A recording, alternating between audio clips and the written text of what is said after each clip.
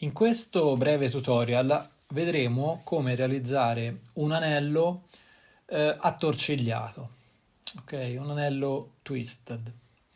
Facciamo sempre riferimento alla tabella internazionale delle misure degli anelli e in questa parte, questo è un estratto, ci concentriamo sulla misura considerata media, cioè la 7,5, la 7,5 USA o in Europa Regno Unito, solitamente chiamata anche la 17,5 di diametro.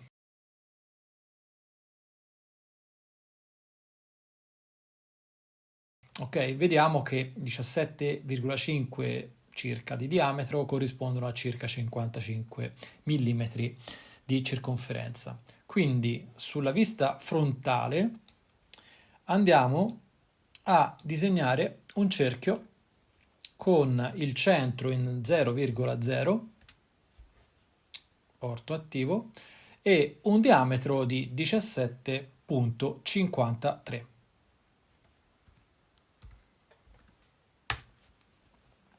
Ok, se vogliamo fare una verifica, possiamo andare a misurare la lunghezza di questa circonferenza, che effettivamente è 55 mm, circa 55,1 approssimato. Ok, andiamo a disegnare una linea, attiviamo lo snap quadrante, clicchiamo su questo quadrante, orto attivo, e digitiamo 55,072. Invio per completare.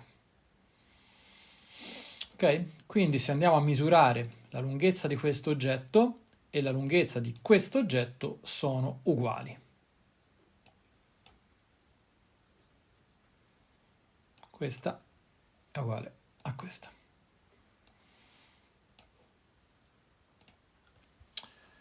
A questo punto nascondiamo il livello con le misure, con le tabelle, andiamo nella vista prospettica e andiamo a disegnare una figura rettangolare per il centro. Attiviamo lo snap end e disattiviamo il quadrante e clicchiamo su questa estremità. Ci mettiamo nella vista laterale,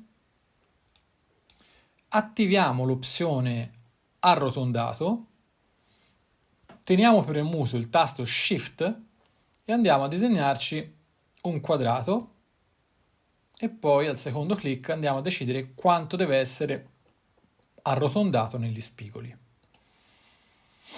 Torniamo in prospettiva, andiamo a vedere che il nostro quadrato è molto grande rispetto all'oggetto, quindi lo andiamo a scalare cliccando su uno dei quadrati del gumball e tenendo premuto Shift.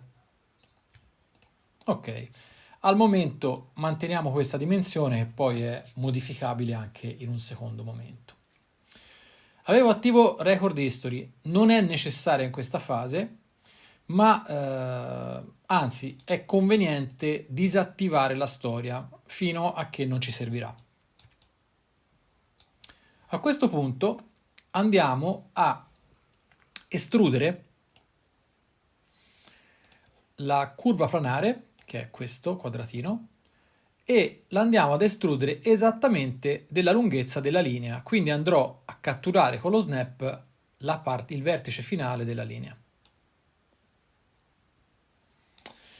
Ok? L'operazione da fare adesso è quella di attorcigliare, cioè di fare un twist della nostra barra, dell'oggetto che abbiamo disegnato. Ok, questo è l'oggetto che abbiamo disegnato, vogliamo farne una torsione.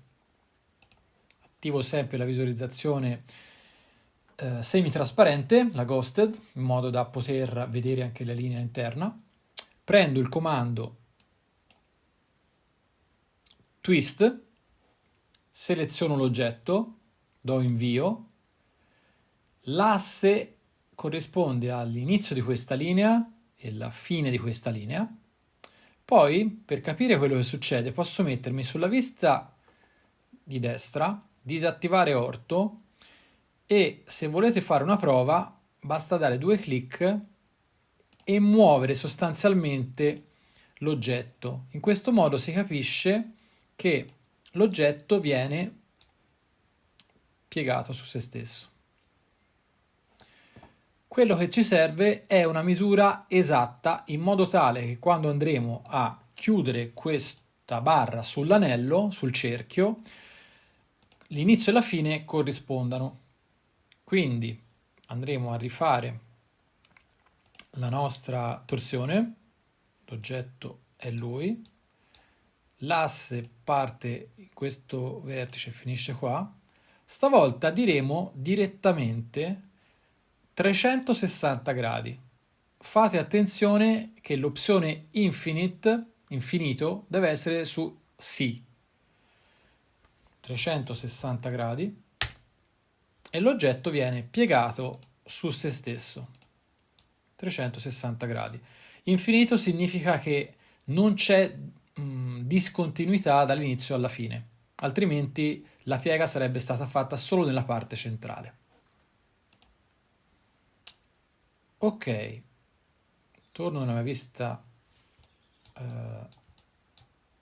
semitrasparente, vado a prendere il comando flow, quindi adatta lungo curva in italiano, seleziono l'oggetto, do invio, clicco sulla linea come curva di partenza, curva base, clicco sul cerchio come curva di destinazione, come curva target e ottengo il mio risultato finale, che è questo.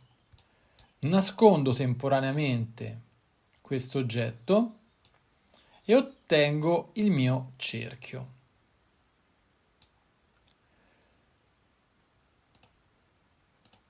Torno indietro e stavolta, prima di fare questa operazione, attivo Record History e anche con Update Children, cioè aggiorna figli. Perché?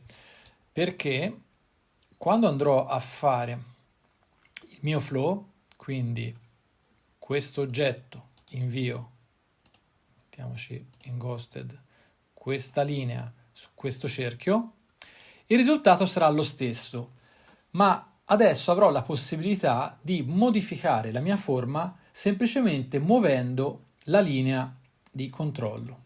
Quindi, se per esempio vado a trascinare la mia linea in alto, otterrò un oggetto molto piccolo, anche un oggetto estremamente artistico e difficile da modellare in altri modi. Oppure, se la mia intenzione è quella di avere un anello perfettamente allineato con la dimensione del cerchio, mi posizionerò nella vista frontale e andrò a modificare la forma del mio oggetto in modo che la parte interna abbia un diametro corrispondente al cerchio voluto. Il cerchio nero è quello che rappresenta il mio anello, quindi devo avvicinarmi il più possibile a quella dimensione.